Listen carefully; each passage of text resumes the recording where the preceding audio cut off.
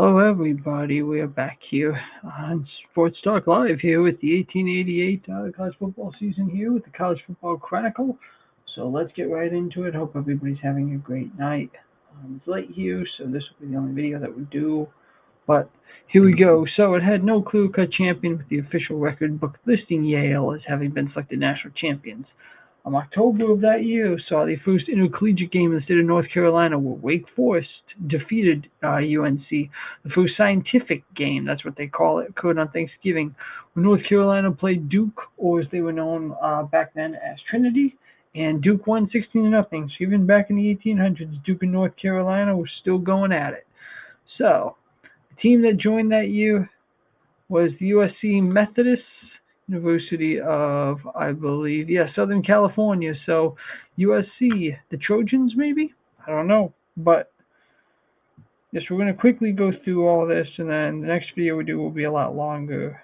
So, and I will say that I'm proud to bring back the MLB Timecapsule soon, so stick around for that. But the Eastern Intercollegiate Football Association standings. So you have Williams, who was 4-4-0, Dartmouth 3-4-0, MIT 2-5-0, Stevens 2-7-1, and Amherst was 2-8-1.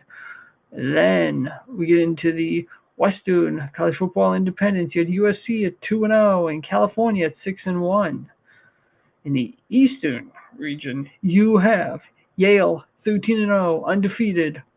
So yes, Yale national champions again. The Yale dynasty continues to move on.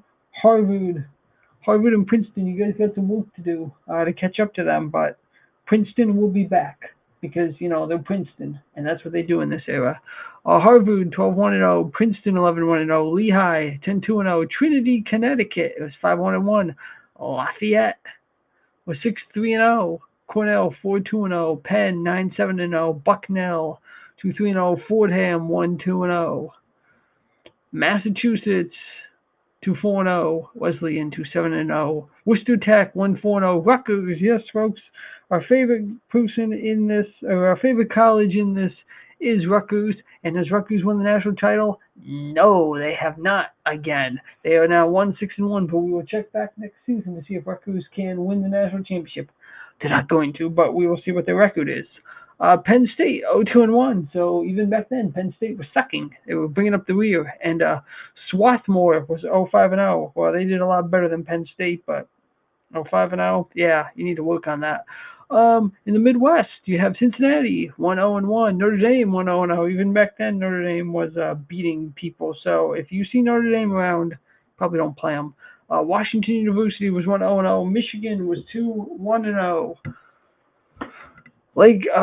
Northwestern was 2-1-0. Lake Forest 2-2-0. Minnesota, the Golden Gophers were 1-1-0. Indiana, the Hoosiers back then were 0-1. Miami of Ohio, yes, a MAC school. That's right, folks, MACtion. Early on, MACtion is here. And they were 0-1. Of course they were. And Albion was 0-2-0. And then for the Southern college football teams, Georgetown 4-2-0. Trinity, North Carolina. So there's two Trinities. There's Connecticut and North Carolina, or as they call it back then, Duke. So Duke was 2-1-0. Virginia was 2-1-0. Wake Forest 2-1-0. Geez, this doesn't look like the ACC here.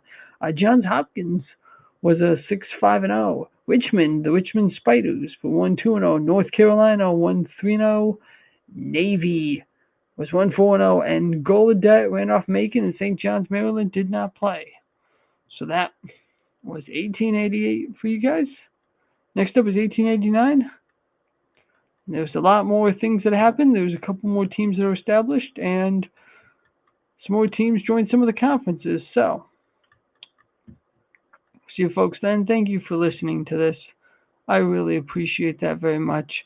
And like I said, we will be getting back to Twitch soon as well. I'll be seeing what to do on that end soon. And once we get back to Twitch, we'll see what we can do on there. But be sure to subscribe to Sports Talk Live for more great videos coming soon. And I'll see y'all really soon. Thanks.